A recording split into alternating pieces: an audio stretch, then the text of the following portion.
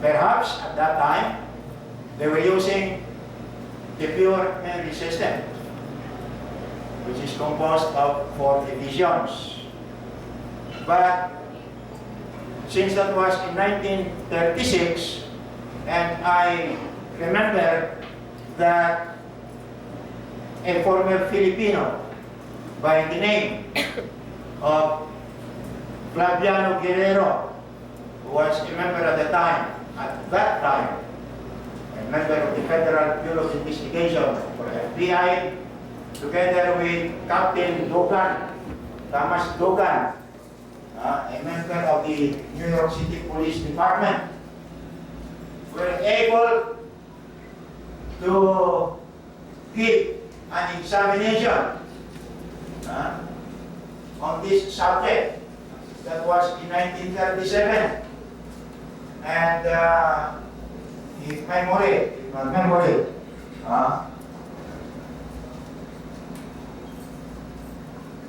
I can still remember, sure. The former chief of the CIRD of the NBI, in the name of the late Attorney Agustin Patricio, stopped the examination during that time. That was offered here in the Philippines by the late Flaviano Guerrero and Captain Tomas Dogan. And you will note that the former chief of the CIRD at that time, during the time of the late President Magsaysay, was Agustin Patricio, Attorney Agustin Patricio. Now, in 1981, I remember that the Civil Service Commission also did an examination in this subject. And if I am not wrong, perhaps I can say that one of my men who was working under me as a classifier before, when I handled this other unit here under the Criminal Records Division, that is the identification section, topped the examination. Now, later on, when the volume of incoming fingerprint ink records became too large,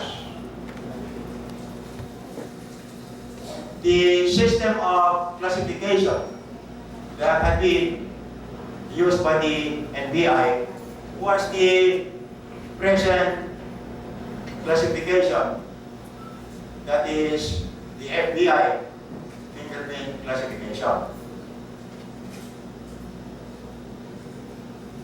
Because that was in 1937.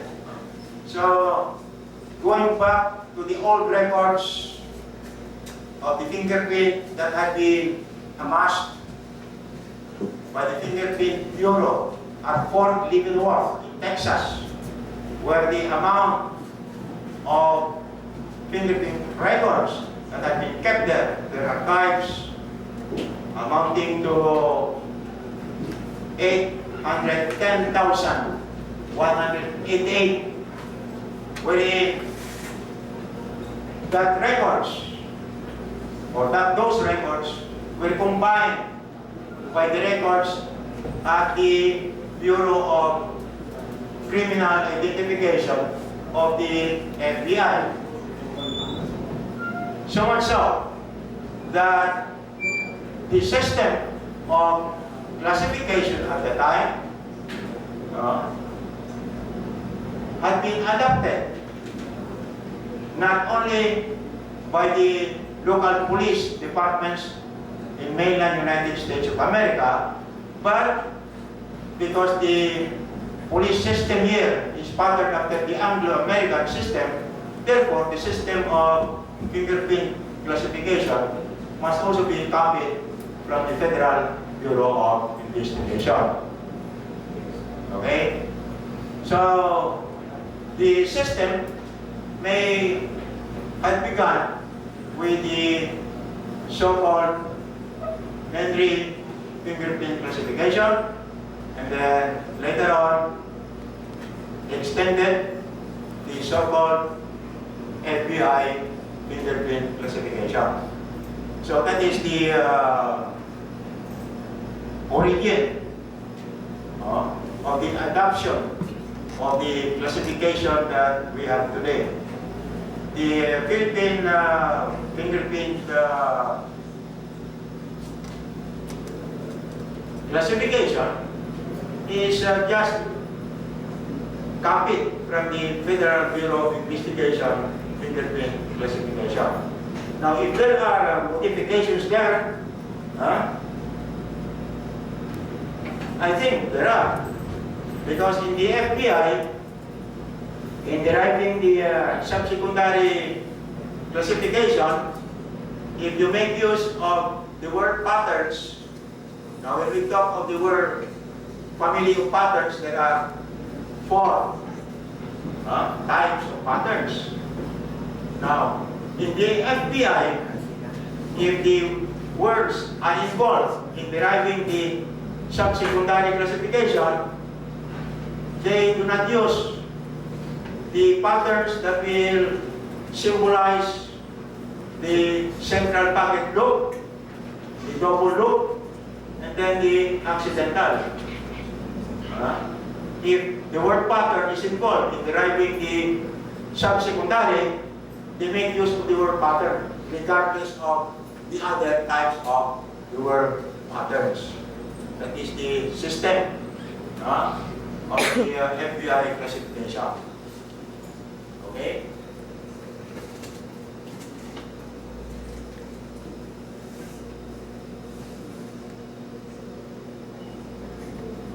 Alright.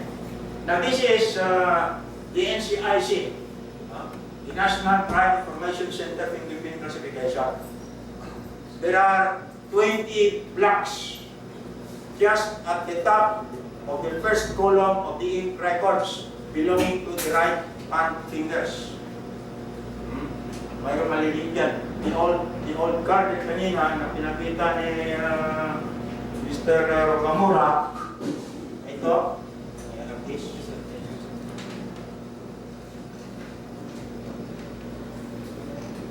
Ayan. Nakikita niyo mga blocks nito, maliliit. No? There are 20 blocks there. There are 20 blocks. Now this is very important, you know why? Because of the advancement of technology, because of the advancement of the equipment, apparatus that are used today in the examination of the subject. You will know that this is very important. This is related to the classification of the FBI based on the patterns that are found in the 10 blocks of the ink records. Now, there are 2 numeric figures that are placed there, but it must be based on the type of patterns, beginning with the arch. Arch. Dalawa yan. AA. Ended arch, TT. If it is a loop, Erich count,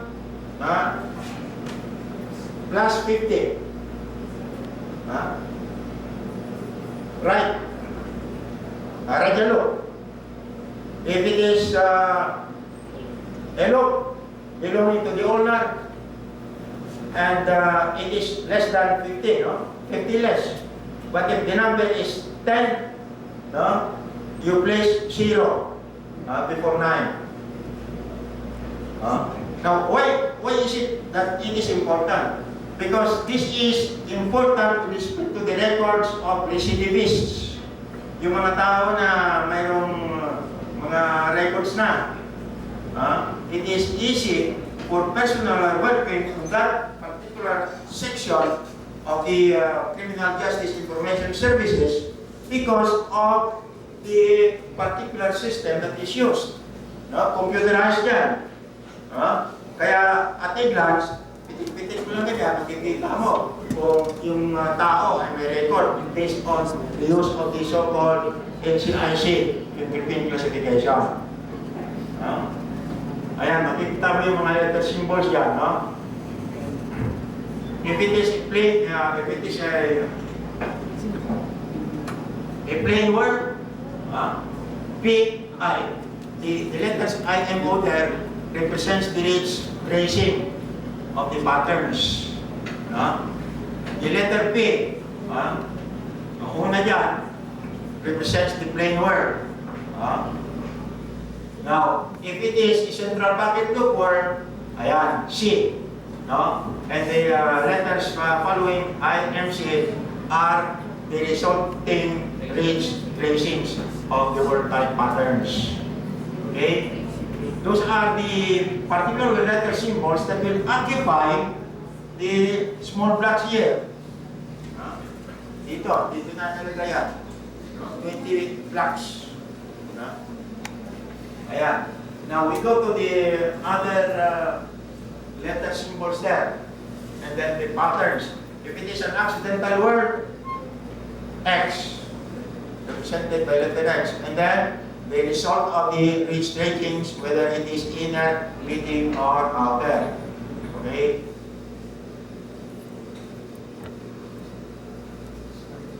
Now, in double loop word patterns, the small letter P is utilized in lieu of capital D in order to make it more distinguishable from the handwritten letter O. Used only in instances of missing and totally partly amputated fingers, making it impossible to accurately classify an impression according to the above instructions for NCIC fingerprint classification. So those are the reasons. Okay. Only used in instances in which the fingerprint cannot be accurately classified due to complete scarring. Alright, these are problems, if you are working as a classifier in any fingerprint identification office or bureau, you will encounter several problems if you are a classifier. Because of these problems, sometimes, you cannot make a complete, perfect fingerprint classification aside from all the rules involved that you are going to memorize and then apply it while you solve a problem on how to complete your fingerprint classification formula. Okay? Now, another problem, occupational damage and bad skin condition. Now, these are problems, common problems yan. Sometimes, when you place an ink on the glass, on the surface of the glass slab, it is too thick. If you do not know how to control the movement of the finger as you go on recording and rolling each finger of all the 10 fingers that are necessary in order to have that complete ink record. Errors in taking fingerprints. Now, those are parts of the problems. Kaya, that is another example. Improperly inked, pattern, incomplete. Okay? Yan. Those are problems that you will encounter. Like that one. Now, if you are a classifier and non-experienced, it is hard to make a complete ridge tracing of that. Right. Now, here are problems, as I said, that you will encounter. Lahat yan.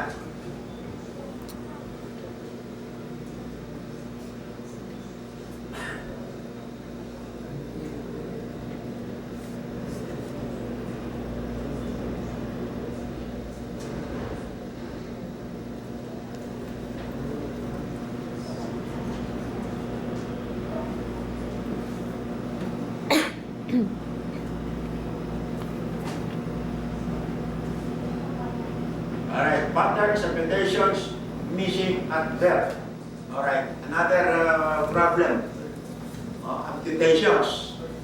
Well, you have to so that's why what we call the extra classification. Scar. Either the general type pattern of the ridge tracing. When the impression is partially scarred, large scars about the core, so that the general type cannot be determined. Now these are related problems when you are working as a classifier in a police identification office.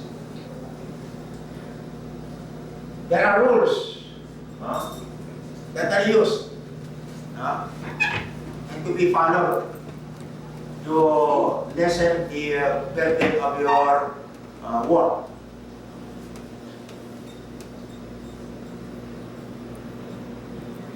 Alright, now here is an example of the Henry system.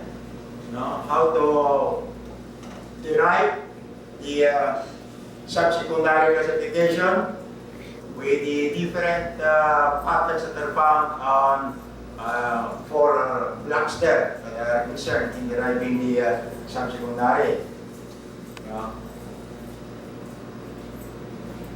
Like this one, like that example. Now, if you are going to place the subsecondary there, what particular letter symbols are you going to make use of? Now, the letter symbols below are the particular letter symbols that are used, as sort of combinations in trying to place the correct letter symbol with respect to that particular patterns found on the 4 blocks.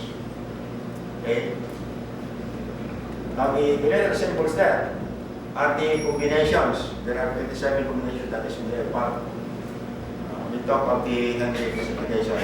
And this is a part of the Henry classification. Hindi ko kinumpleto yan dahil kasi mahaba yun eh. Marami kang mapag-usapan dyan. There, another one. Now these are combinations of whatever patterns that are found there on the 4 blocks. Okay? Alright, kita mo yan. Now if all W's, you can have the letter combinations there. The letter combinations there pertains to the ridge tracing of the word patterns. Alright, now there's a good example of the Henry system. There are 4 divisions: primary, secondary, subsecondary, then the final classification.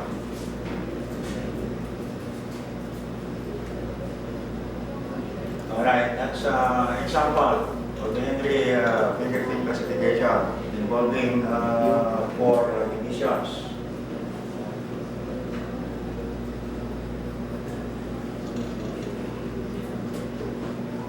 Okay.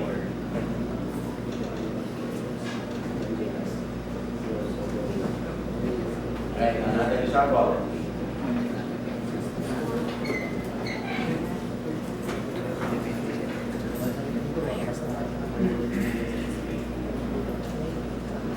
Rules covering the rule sub-classification.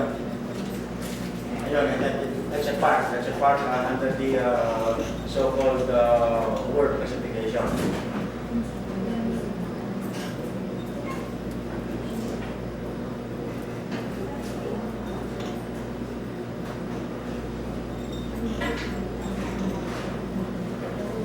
Whenever a word type pattern appears on one or both index fingers, the set of rings is given a word sub-classification.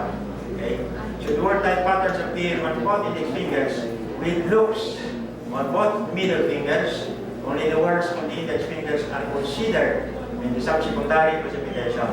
The reason for this is that for the middle finger to be used in the subsecondary classification, it must be the same type of pattern as the index finger of the same hand. Now these are rules with respect to deriving the subsecondary classification.